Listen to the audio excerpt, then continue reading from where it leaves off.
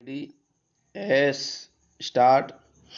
अंग्रेजी को राष्ट्रभाषाओं की सूची में सम्मिलित करने के लिए जो सुझाव सदन के सामने आया है उसका विरोध हम इसलिए नहीं कर रहे हैं कि हमें किसी भाषा से दुश्मनी है।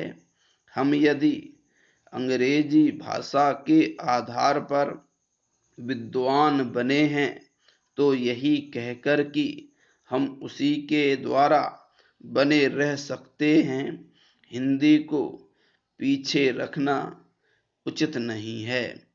यह भ्रम सारे देश में फैलाया जा रहा है कि हिंदी से हमारी प्रगति नहीं हो सकती है।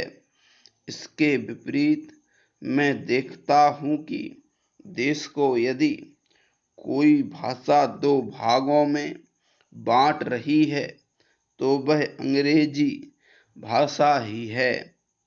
जिनको हिंदी नहीं आती वे समझते हैं कि हिंदी पढ़े लिखे लोग उन पर हावी हो जाएंगे।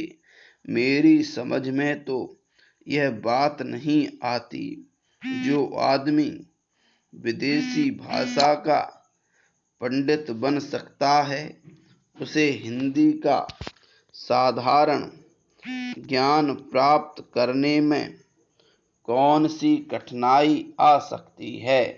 हिंदी तो इतनी सरल भाषा है कि थोड़े से संपर्क से ही आदमी हिंदी जान लेता है और अपने भाव प्रकट कर लेता है। ऐसी अवस्था में यदि हिंदी राष्ट्रभाषा का स्थान ग्रहण करती है तो हमारा अंग्रेजी से संबंध टूटने वाला नहीं है। हर देश की अपनी एक भाषा होती है जिससे लोगों के विचारों का आदान प्रदान होता है और वे अपनी समस्याओं को समझते हुए उन्हें सुलझाते हुए आगे बढ़ सकें। वह भाषा वही हो सकती है जिसको देश के अधिक से अधिक लोग समझ, बोल और लिख सकें। इस देश में केवल हिंदी को ही ऐसा स्थान प्राप्त है, फिर हमें हिंदी को देश की राष्ट्रभाषा बनाने के लिए क्यों आपत्ति है।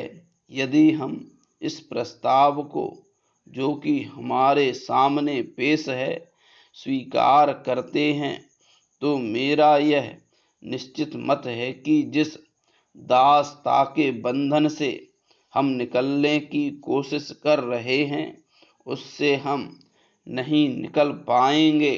प्रचेन अंत में मेरा माननीय सदस्यों से निवेदन है कि वे केवल अपनी पार्टी की आज्ञा को न देखें बल्कि अपनी बुद्धि से काम लें और इस प्रस्ताव का विरोध करें। यदि यह प्रस्ताव पास हो जाता है जो कि बाद में कानून बनने वाला है तो वह आज़ादी जो हमने 200 सालों के बाद प्राप्त की है उसके फलने फूलने में बाधा आ सकती है। मैं सदस्य महोदय से भी प्रार्थना करूंगा कि वह अपना प्रस्ताव वापस ले लें। स्टॉप।